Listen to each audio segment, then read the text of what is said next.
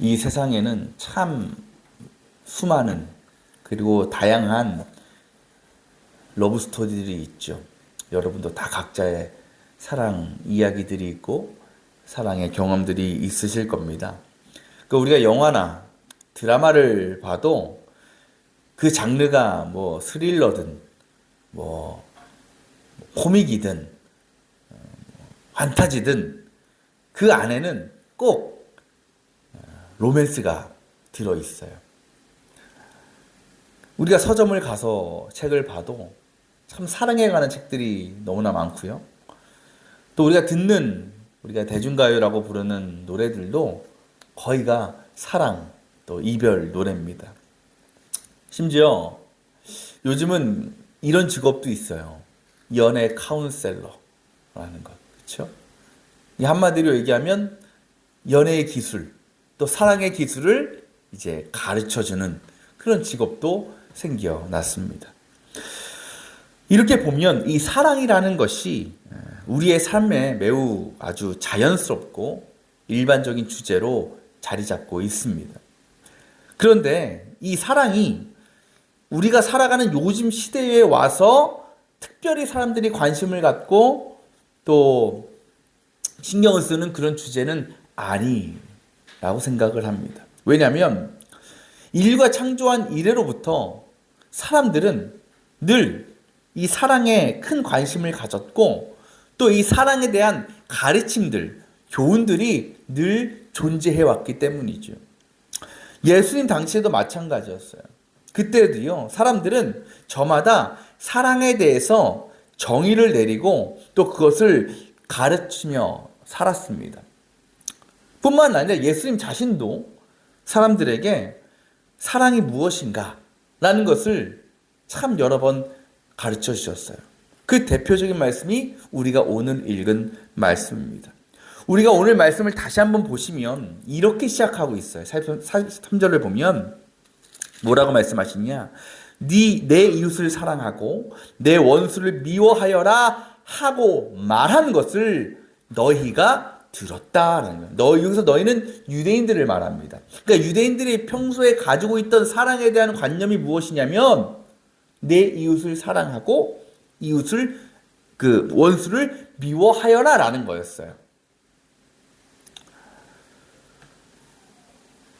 어떻게 보면 이것이 그들의 율법이었어요. 사랑에 대한 율법 중에 하나가 뭐냐면 이웃을 사랑하고 원수를 미워하여라. 그런데 율법은 다 근거가 있지요. 우리가 레위기라고 부르는 구약의 근거가 있습니다. 이 말씀도 그들이 그 레위기에서 따온 거예요. 근데 그 내용이 기록된 레위기를 보면 뭐라고 기록되어 있냐면 이렇게만 기록되어 있어요.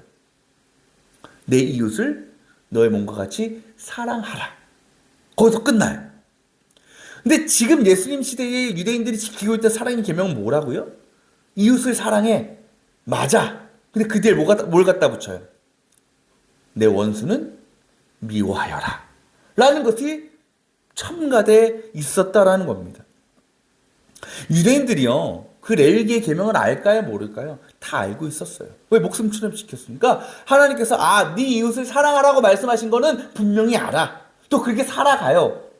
그런데 그들은 어떻게 생각했냐면 하나님이 이웃을 사랑하라고 하셨으니까 이웃이 아닌 사람은, 원수 같은 존재는 사랑하지 않아도 되는구나 라고 그들이 해석하고 판단한 거였어요. 그러니까 자신들이 생각할 때 내 가까운 사람들, 이웃들은 당연히 사랑해야지. 주님의 말씀이니까. 그러면서도 이웃이 아닌 사람들에 대해서, 특히 원수 같은 사람들에 대해서는 그들은 미워해야 돼. 사랑할 수 없어라고 하는 것이 그들의 사랑에 대한 가르침이었고 또 행실이었다라는 겁니다. 그러니까 하나님의 말씀을 그들은 스스로 왜곡해버린 거예요.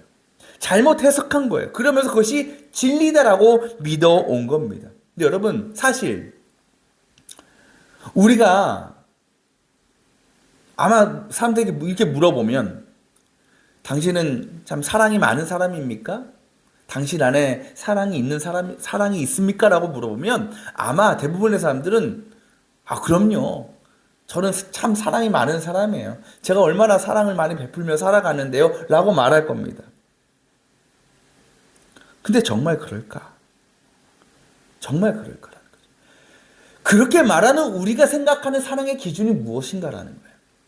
그래서 예수님 오늘 그 유대인들 향해서, 그리고 그런 나는 사랑이 많다라고 자부하며 살아가는 이 땅의 사람들을 향해서 진짜 사랑이 무엇인가, 특히 하나님의 자녀로서 보여줘야 될 사랑이 무엇인가를 분명하게 가르쳐 주고 계시다라는 거예요. 44절에 이렇게 말씀하시죠. 뭐라고 말씀하십니까? 너희 원수를 사랑하고 너희를 박해하는 사람을 위해 기도하여라. 이게 예수님께서 말씀하시는 사랑의 정의예요. 그게 어떤 사랑이라고요? 이웃을 사랑하는 건 물론이고 내 원수를 사랑하는 것, 너희를 박해하는 사람을 위해서 기도하는 것이라는 거예요. 여러분, 이 말씀이 전제하는 게 하나 있어요. 그게 뭐냐면 우리가 하나님의 자녀로 살아가면서 우리에게 원수가 생기는 것, 우리를 박해하는 사람이 생기는 건 어떻게 보면 당연한 거라는 겁니다. 분명히 너희가 신앙생활 하면서 믿음으로 살아갈 때에 너희 원수 같은 존재들이 존재할 거야. 너희 믿음을 방해하는, 가로막는, 너희를 박해하는 사람들이 존재할 거야 라고 분명히 주님은 전제하고 계시면서 너희는 그들까지도 사랑하고 그들을 위해서도 기도해야 된다라고 말씀을 하고 계시는 거예요. 근데 여러분, 우리가 신앙생활 해봐서 알잖아요. 오늘 주님께서 말씀하시는 원수 같은 존재들이, 우리를 박해하는 사람이라는 존재들이 사실 우리와 좀 거리가 멀고 별로 상관이 없는 사람이면 모르겠는데 솔직히 그렇지 않아요. 때로는요, 우리의 가족이, 친구가, 지인이 원수 같은 존재, 나를 박해하는 사람들이 될 수 있어요. 옛날에 이런 오락 프로그램이 있었어요. 시골의 할머니, 할아버지들 스튜디오에 초대해가지고 퀴즈를 맞추는 거예요. 그래서 어떤 퀴즈를 맞추냐? 앞에서 문제가 제시돼요. 할아버지나 할머니 둘 중에 한 명이 그걸 보고 할머니한테 설명하는 거야. 배우자한테. 막 말로 하든지 뭘로 하든지. 그러면 그거를 이제 할머니가 맞추는 거예요. 그때 할아버지가 이제 문제를 내기 위해서 나온 거예요. 근데 문제가 뭐였냐? 천생연분이었어요. 이 할아버지는 어떻게 해서 천생연분을 맞출 수 있도록 열심히 설명하거나 뭘 해야 돼. 그래서 이 할아버지가 뭐라 그랬냐?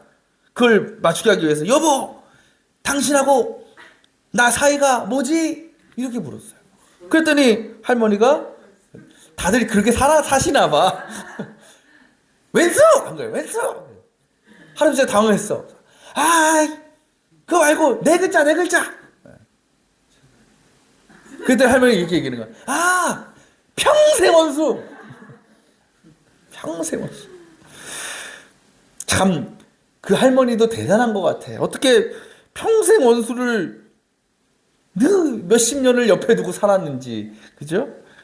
그래요. 어느 시대나 원수 같은 사람들이 있고 나를 힘들게 하는 사람들이 존재합니다.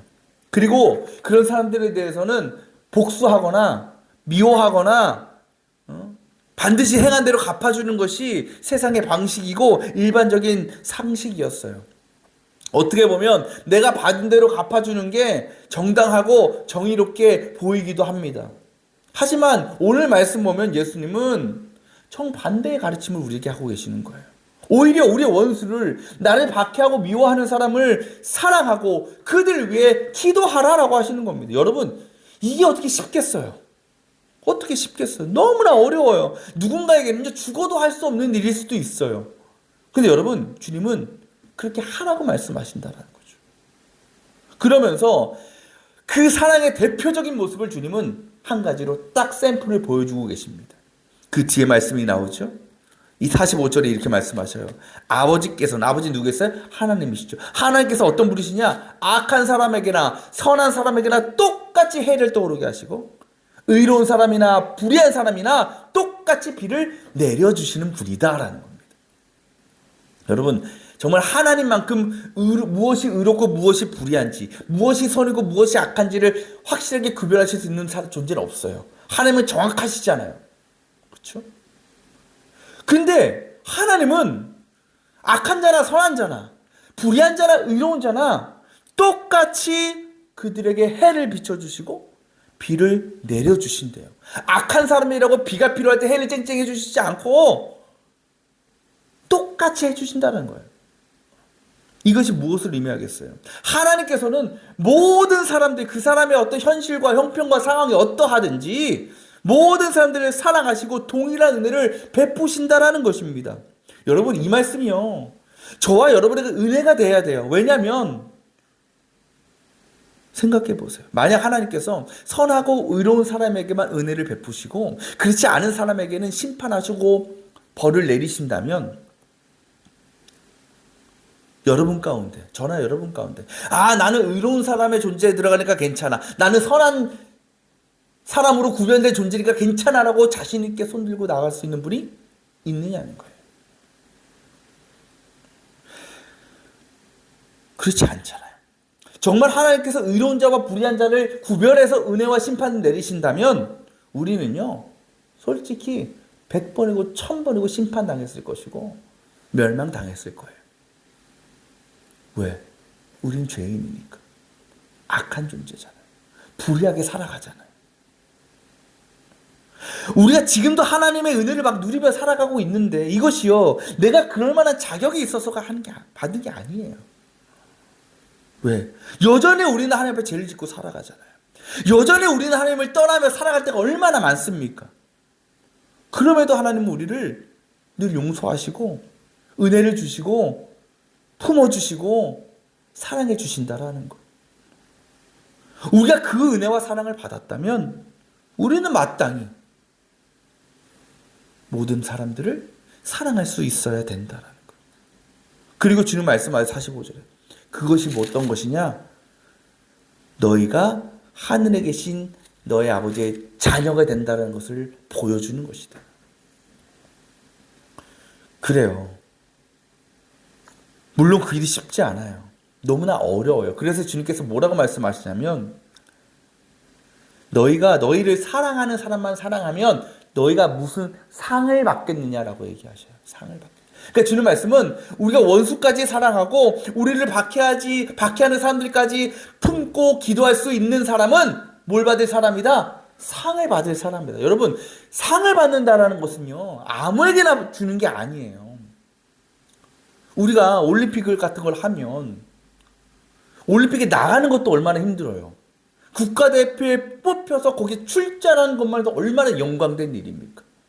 그 짧은 몇 주간의 국가대표를 가지고 선수들은 4년을 준비하고 피땀을 흘려 노력하는 거 아니겠어요? 근데 여러분, 올림픽에 참여했다고 이것도 대단하다고 여러분 대단합니다, 여러분 모두에게 상을 주겠습니다 합니까? 아니에요. 그 안에서도 1, 2, 3등만 줘요. 그렇죠? 금은 동메달. 그 상을 받는다라는 것은 너무나 힘들고 너무나 어려운 거예요. 하나님도 그걸 아셔요. 우리가 원수를 사랑하는 것, 나를 박해하는 사람들까지도 기도할 수 있는 것이 얼마나 힘들고 어려운 줄 아셔요. 그래서 그것은 마땅히 상 받을 일이라는 것을 주님은 말씀하고 계시는 거예요. 그런데 주님은 그러면서 사랑한다고 하는데 상 받지 못할 사람들이 누구인지를 말씀하셔요. 그게 대표적인 누구냐? 이방인과 세리들이었어요. 오늘 말씀 보면 그들을 어떻게 사랑했다 그래요? 자기들끼리만 사랑하는 사람들, 그리고 서로 가까운 사람들한테만 인사하며 지내는 사람들이라는 거예요. 여러분, 솔직히 우리가 말한, 우리가 행하는, 우리가 생각하는 사랑의 모습이 사실은 예수님보다는 유대인이나 세리나 이방인들과 더 가깝지 않습니까? 우리도요, 내가 사랑할 사람, 그렇지 않을 사람을 딱 구분 지어놓고 그렇게 누군가는 사랑하지만 누군가는 미워하며 살아갑니다. 그런 우리가 어떻게 세상 사람들 앞에서 내가 하나님의 자녀입니다, 나는 그리스도인입니다 라고 이야기하며 다닐 수 있겠느냐라는 거예요. 여러분, 우리가 그리스도인이 된다는 것, 하나님의 자녀가 된다는 것은요, 이렇게 정의할 수 있어요. 바로 우리가 행하는 사랑의 영역이, 우리가 베푸는 사랑의 대상이 점점점 확장되는 거예요. 넓어지는 거예요. 커지는 거예요. 곧 이전에는 내가 사랑하지 못하고 미워했던 사람이 이제는 좀 나의 관심을 갖고 사랑스러워지는 겁니다. 전에는 보기만 해도 마음이 불편했던 사람이, 그래서 외면했던 사람이 이제는 내가 먼저 가서 반갑게 인사하고 안아줄 수 있는 사람이 되어지는 겁니다. 예전에는 평생 원수로 살았던 사람이 이제는 천생연분처럼 생각되어지는 게 우리가 행하는 사랑이어야 된다는 거죠. 하지만 우리가 한번 우리의 사랑의 모습을 돌아보세요. 내가 사랑하는 사람을 보니까 사귐의 영역이나 사랑의 대상이 점점점 넓어지는 게 아니라 점점점 좁아져. 협소해져. 그럼 우리의 사랑의 모습을 한번 다시 점검해 볼 필요가 있는 거예요. 하나님께서는요, 우리에게 상을 주시면서까지 우리가 사랑의 영역을 확장시키고 결국은 모든 사람들을 사랑하기를 원하고 계십니다. 오늘 주님은요, 마지막에 이렇게 명령하고 계셔요. 우리 48절만 한번 볼까요? 우리 48절만 한번 다 같이 읽어봅시다. 시작. 그러므로 하늘에 계신 너의 아버지께서 완전하신 것 같이 너희도 완전하여라. 명령이에요. 뭐 하라고? 하나님이 완전하신 것처럼 너희도 완전해져라. 사실 문맥상으로 보면 이 말은 실행 불가능합니다. 왜? 우리는 하나님처럼 완전해질 수 없잖아요. 그렇죠? 그렇다면 왜 주님이 이렇게 말씀하시는 것일까? 여러분, 여기서 완전이라는 말은 헬라어로는 어떻게 쓰여졌냐면 텔레이오스라고 쓰여요. 텔레이오스. 근데 이 텔레이오스가 원래 어떤 의미? 일종의 제사용어입니다. 그래서 그 안에 어떤 의미가 담겨져 있냐면 하나님께 드리기에 합당한 제물이라는 거예요. 달리 말하면 이 완전함이라는 것에 대한 신학적인 개념, 신약에서의 개념, 그리고 헬라적인 관념은 뭐냐면 기능적이에요. 그러니까 다시 얘기하면 어떤 것이 본래 계획되고 목적된 기능을 제대로 발휘할 수만 있다면 그것이 뭐다? 완전함이라는 거예요. 제가 이제 아이를 키우면서 가장 많이 하는 것 중에 하나가 장난감 건전지 갈아 끼는 거예요. 장난감들이 다 건전지 있잖아요. 근데 건전지가 어떤 거는 AA도 들어가고 AAA도 막 들어갑니다. 근데 장난감마다 그 장난감을 끼고 나사를 조여야 되잖아요, 드라이버로. 근데 그 규격이 다 달라요. 어떤 거는 조금해, 어떤 거는 그래도 또 중간 사이즈, 다 사이즈가 있어요. 그래서 집에 이제 여러 가지 이제 드라이버가 있는데 그걸 맞는 걸 갖다 써야 될 거 아니야. 그 구멍이 조그마면요, 그냥 보통 우리가 쓰는 큰 드라이버는 안 들어가, 아예. 휙휙 그냥 어긋나 버리죠. 그러면 어떻게 하겠어요?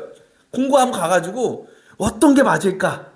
조그만 드라이버가 어디나 그거 찾는 거예요. 그래서 그거 찾아가지고 딱 했을 때 정말 딱 맞아 들어갈 때가 있어. 정말 그 구멍에 정확하게 맞아 들어가요. 그러면 그게 정확하게 돌려지고 조여지는 거죠. 그때 이제 마음속으로 어떻게 생각합니까? 이야, 완벽하다. 그렇죠? 완벽한 드라이버다. 그 예를 들었지만 그 텔레이오스라는 개념이 바로 이런 거예요. 그 드라이버가, 제가 그 나사를 조일 때 사용했던 그 드라이버는 그 목적이 뭐예요? 그것에 딱 맞는 규격의 나사를 조일 때 사용하는 게 그 목적이에요. 이것이 그 목적대로 사용됐습니까? 안 됐습니까? 사용됐죠. 그게 뭐다? 텔레이오스다. 만약에 큰 드라이버 갖고 왔어. 안 맞아. 100번, 1000번 돌려봐. 헛바퀴만 나요. 그거는 텔레이오스가 될 수 없어요. 근데 만약에 그거에 맞는 나사가 있어. 그래서 그것을 거기서 사용했어. 그러면 그 드라이버는 텔레이오스가 될 수 있는 거예요. 왜? 그 목적을 정확히 했기 때문에. 목적을 이루었기 때문에. 이 텔레이오스가 우리에게 적용된다면 어떻게 되겠어요? 바로 우리가 하나님께서 우리를 창조하신 그 목적을 이루게 될 때에 우리는 텔레이오스, 완전한 존재로 세워질 수 있다는 겁니다. 그렇다면 우리는 무슨 목적으로 창조됐습니까? 창세기 1장에서 하나님 분명히 얘기하시죠. 우리의 형상을 따라서 우리의 모양대로 사람을 만들 것이다. 이 말씀에서 하나님께서 우리를 창조하신 분명한 목적이 드러납니다. 그게 뭐예요? 하나님의 형상을 닮아가는 거예요. 하나님의 모습을 닮아가는 거예요. 그런데 그 하나님의 모습이 무엇이냐? 오늘 아까 우리가 나눈 하나님의 말씀처럼 선한 자에게나 악한 자에게나 의로운 자나 불의한 자에게나 똑같이 은혜를 베푸시는, 똑같이 사랑을 베풀어 주시는 하나님이다라는 거죠. 때문에 우리는 그렇게 살아갈 수밖에 없는 존재입니다. 하나님의 자녀라고 하면 우리는 마땅히 그래야 되는 거예요. 그러니까 우리가 살아가면서 끊임없이 용서할 수 있고 끊임없이 사랑하며 살아갈 수 있다면 우리는 하나님의 자녀로 인정받을 수 있는 것이고 또 하나님 앞에서 텔레이오스를 완전함을 이루며 살아가게 된다라는 겁니다. 여러분, 지금 우리가 살아가는 이 세상은요, 수많은 사랑의 이야기들이 있어요. 수많은 사랑의 가르침들이 있습니다. 하지만 이 현실에서는 진짜 사랑이 무엇인지는 우리가 찾아보기가 어렵습니다. 왜? 아직도 세상은 자신들이 사랑할 사람과 그렇지 않을 사람을 구분 지어놓고 살아가기 때문에 그렇죠. 그러면서 사랑할 만한 사람들에게만 사랑을 베푸는 자신을 보면서 난 참 사랑이 많은 사람이야. 나는 참 선한 사람이야 라고 스스로를 드러내고 자랑합니다. 하지만 주님은 오늘 분명히 우리에게 말씀하십니다. 어떤 차별과 어떤 구별 없이 구분 없이 모든 이들을 사랑하라고 말입니다. 심지어 우리를 박해하는 원수들까지도 우리의 사랑의 대상이라고 주님은 말씀하십니다. 하나님께서 그렇게 우리를 먼저 사랑하셨어요. 죄인 중에 죄인이었던 우리를 하나님은 끝까지 사랑하셨고 은혜를 베풀어 주셨습니다.